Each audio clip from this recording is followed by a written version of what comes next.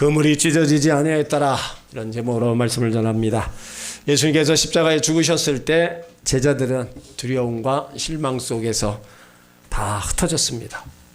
그래서 부활하신 예수님께서는 두려움과 실망 속에 있는 제자들을 찾아오십니다. 두 번 찾아오시고 오늘 이제 세 번째 찾아오시는 거예요. 그래서 요한복음 21장 1절에 보면 그 후에 예수께서 디베랴 바다에서 또 제자들에게 자기를 나타내셨으니 나타내신 일이 아니라, 그러니까 그 후에는 예수님이 부활하시고 나서 세 번째 제자들에게 나타나셨어요. 2절에 보면 베드로와 6명의 이름이 나옵니다. 시몬 베드로와 디두모라는 도마, 갈릴리 가나 사람 나다니엘, 세베대 아들들과 또 다른 제자 둘이 함께 있더니, 그러니까 도마를 보면 의심이 많고 소심하고 따지기를 좋아하는 사람이었어요. 그러니까 예수님이 살아나셨다는 말을 듣고 내가 손에 못자국을 보고 내 손을 옆구리에 넣어보지 않고는 내가 믿지 못하겠다. 그래서 제자들과 함께 있을 때 부활하신 예수님께서 도마에게 나타나셨어요. 그리고 도마에게 옆구리 창자국을 만져보게 하시고 손에 못자국을 확인하게 해주셨습니다. 그러니까 도마는 그거를 보고 확인하고 나서 나의 주시며 나의 하나님이시니다. 이런 도마가 예수님이 죽으시자 제자기를 포기하고 떠난 거예요. 그리고 나다니엘이 나옵니다. 나다니엘은 빌립으로부터 예수님에 관한 말씀을 전해 듣고 나사렛에서 무슨 선한 것이 날 수 있느냐. 예수님에 대한 기대가 별로 없었습니다.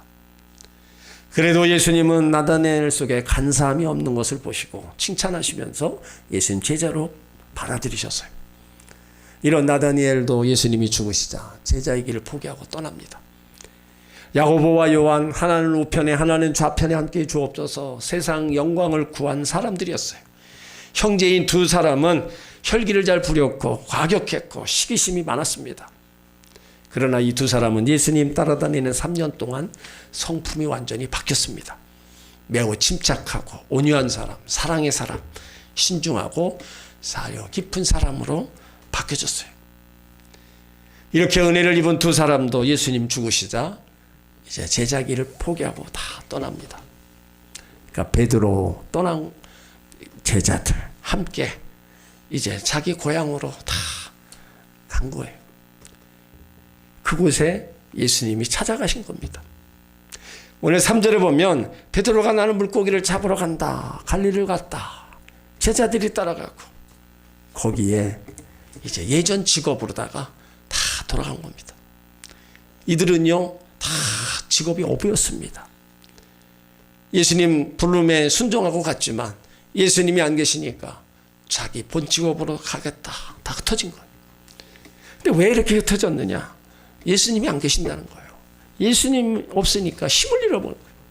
무엇을 해야 될지도 잘 몰라겠고 앞날에 대한 분명한 비전도 없었습니다. 예수님 죽으시자 제자들은 시리에 빠져 있고 충격에서 헤어나지 못하고 있었어요. 그래서 시리에 빠진 베드로가 나를 물고기를 잡으러 가겠다 그러니까 6명의 제자들도 우리도 간다 따라갔습니다. 함께 베드로를 따라가서 그 밤에 고기를 잡는데 고기가 하나도 잡히지가 않는 거예요. 근데 그 모습을 바닷가에서 예수님이 다 보고 계셨습니다. 4절에 보면 날이 새어갈 때 예수께서 바닷가에 서셨으나 제자들이 예수신 줄 알지 못하는지라. 실패의 밤을 보낸 제자들을 부활하신 예수님께서 찾아오셔서 이제 물어봅니다. 5절에 보면 얘들아 너희에게 고기가 있느냐? 제자들이 없나이다 얘기합니다. 그러니까 이것은 밤이 맞도록 수고했지 왜 그렇게 잘 잡히던 고기가 안 잡히느냐? 거기에는 이유가 있다. 너희가 나를 떠나서는 아무것도 할 수 없다. 예수님을 떠나면 결국은 빈 그물이 나는 것을 알려주는 겁니다. 예수님께서 너에게 고기가 있느냐 묻고 그들에게 고기 잡는 이제 방법을 알려주시는 거예요. 그물을 배오른편에 던지라. 그리하면 얻으리라. 우리 인간이 위기에 처했을 때 남의 말을 경청함으로 역경에서 헤어나올 수 있습니다. 하물며 하나님 말씀을 다 듣고 순종하면 위기의 순간에도, 어려움의 순간에도 극복해낼 수가 있는 겁니다.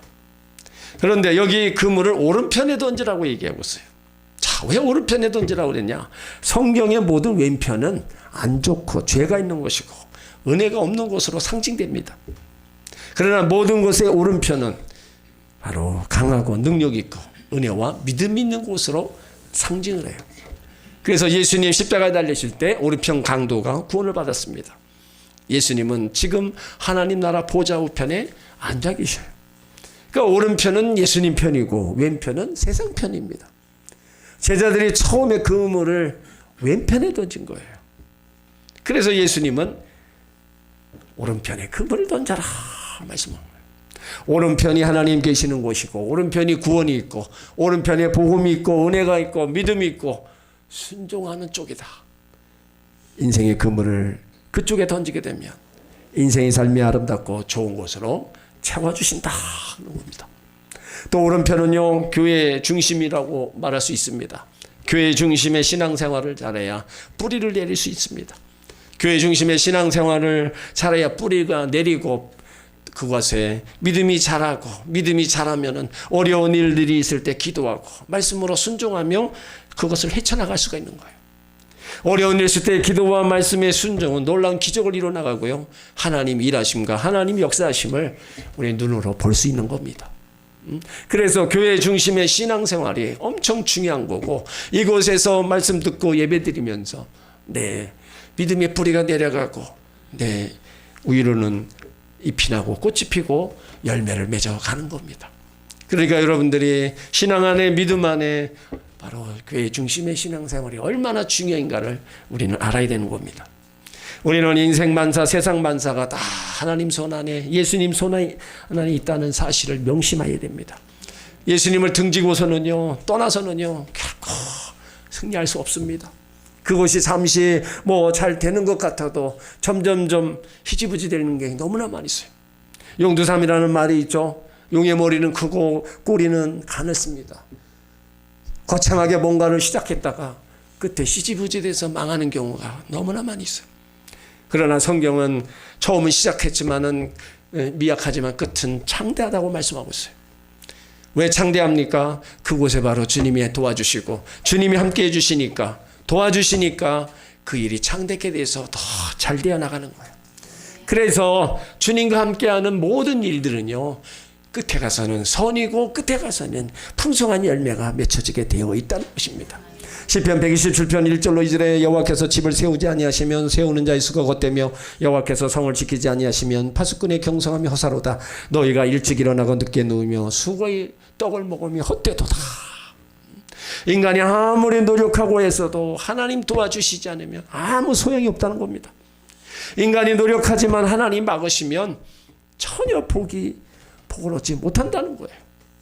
제자들도 그랬던 것처럼, 많은 사람들이 그랬던 것처럼 하나님 떠나면 반드시 실패할 수밖에 없습니다. 이러한 사실을 명심하시고 하나님을 멀리하지 마시고 더 가까이 하시길 바랍니다. 예수 없는 인생, 헛된 인생, 빈금일 뿐입니다. 오늘도 자신의 능력과 실력을 믿고 예수 없이 살아가는 사람들 많습니다.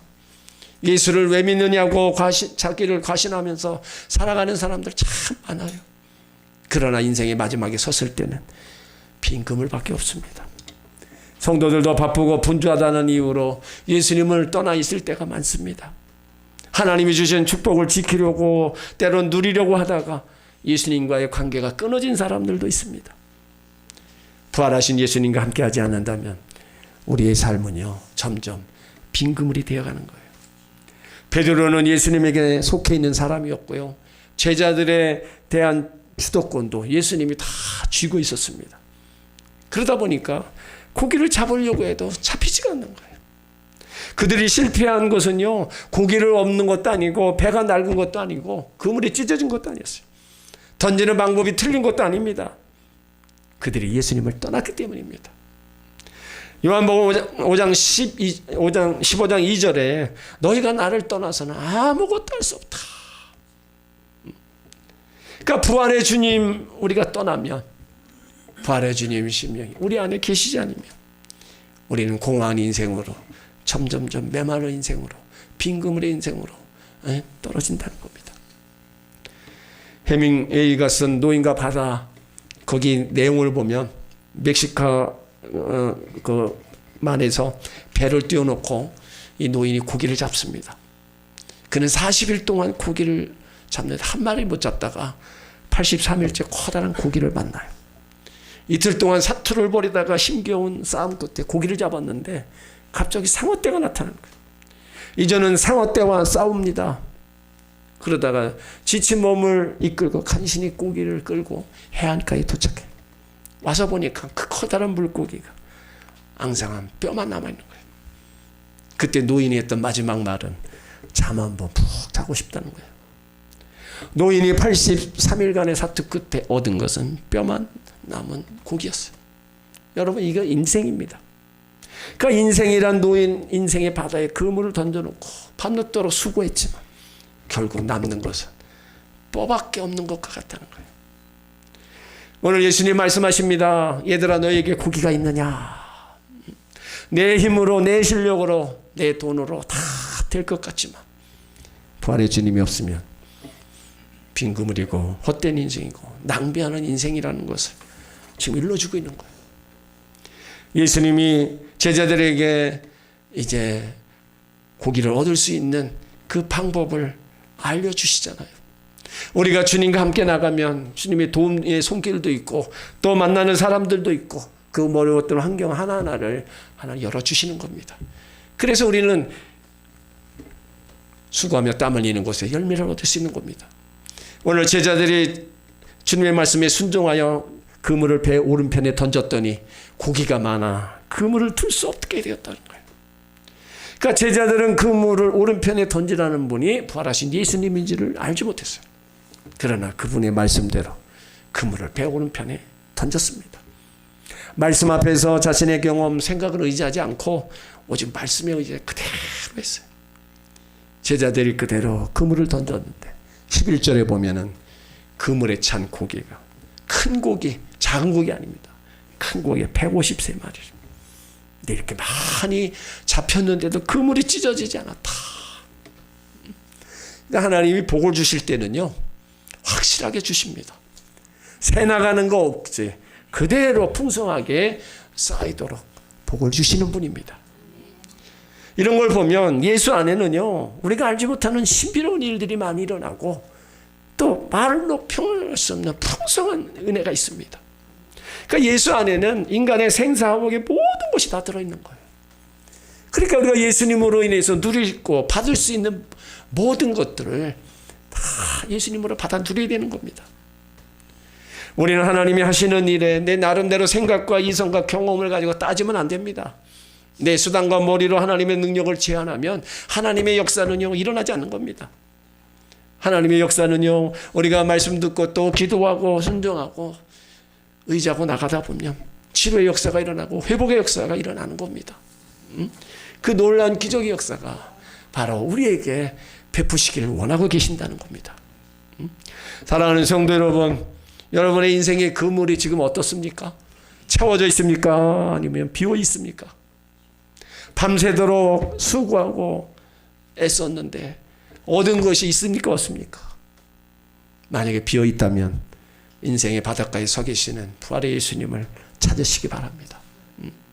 허무한 인생, 영원한 가치의 인생으로 바꿀 수 있는 것은요, 오늘도 우리와 함께 계신 부활의 주님을 믿는 거고 찾는 것입니다.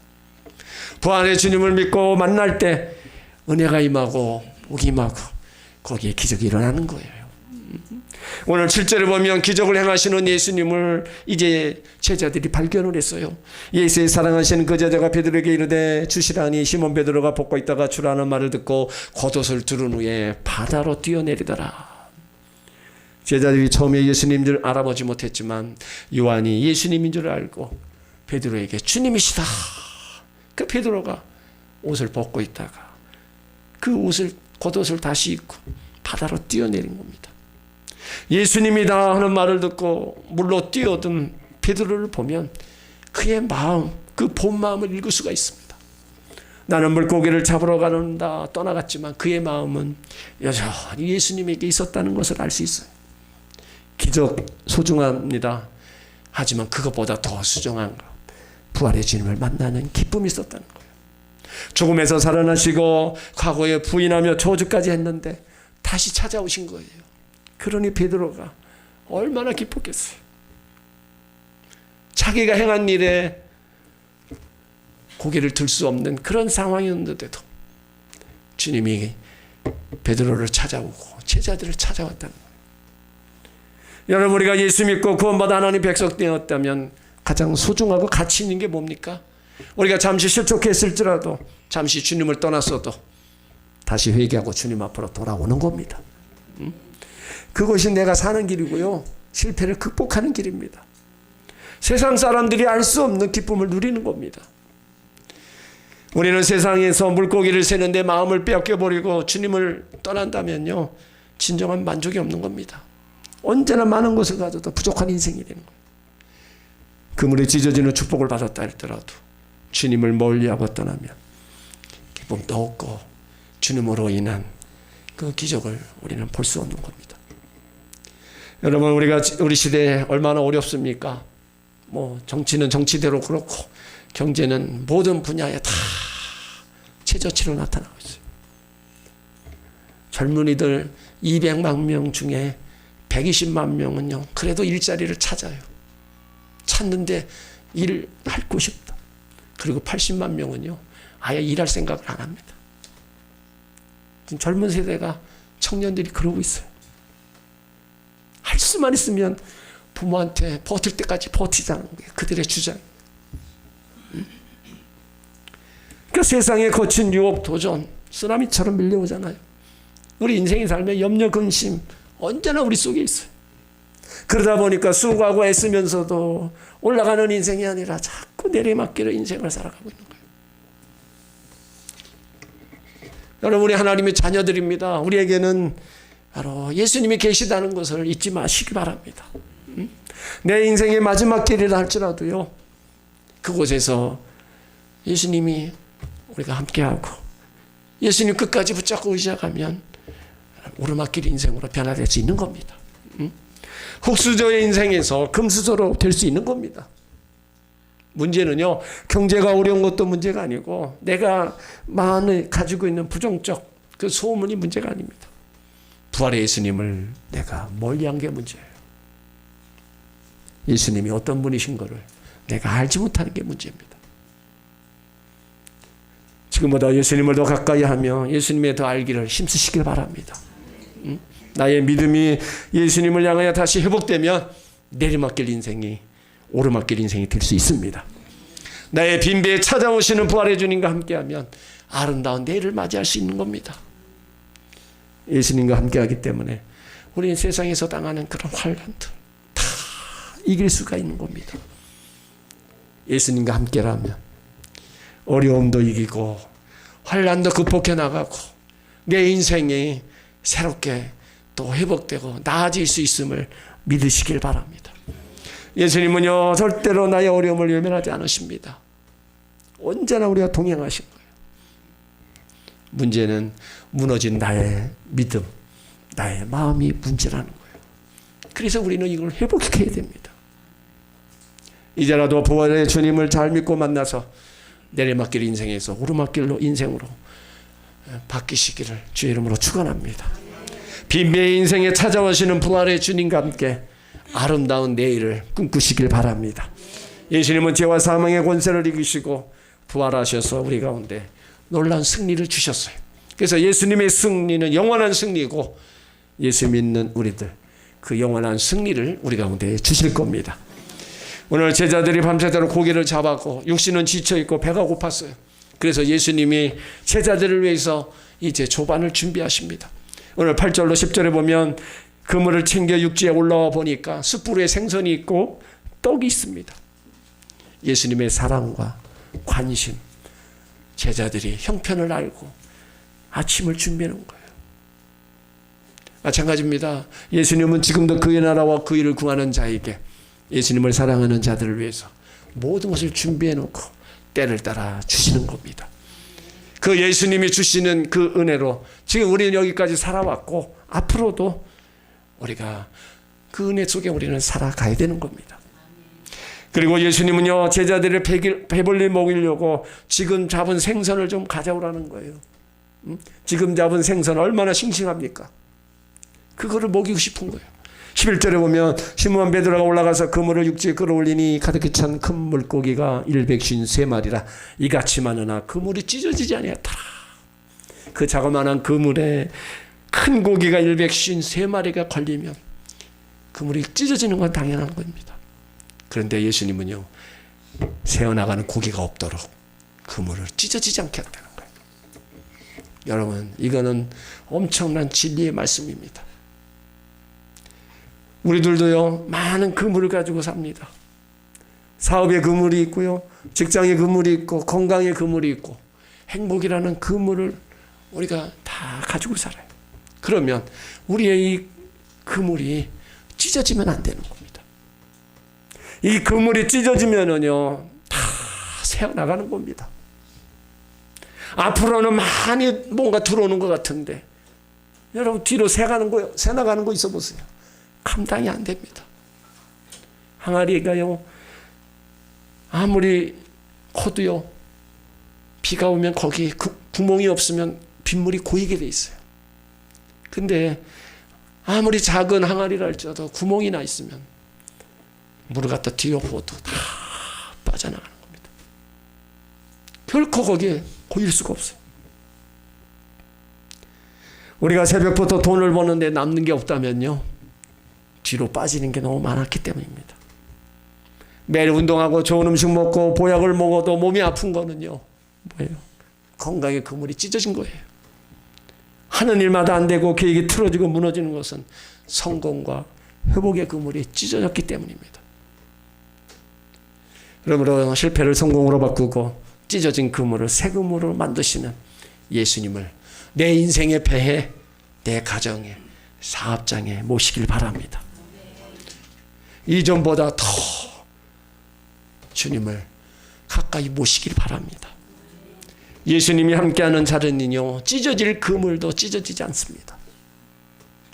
밤새도록 수고하고 아무것도 없는 인생으로 살지 말고 주님과 더불어 성공을 맛보며 살아가시기를 예수 이름으로 축원합니다. 불신과 의심을 버리고 예수를 믿으시길 바랍니다.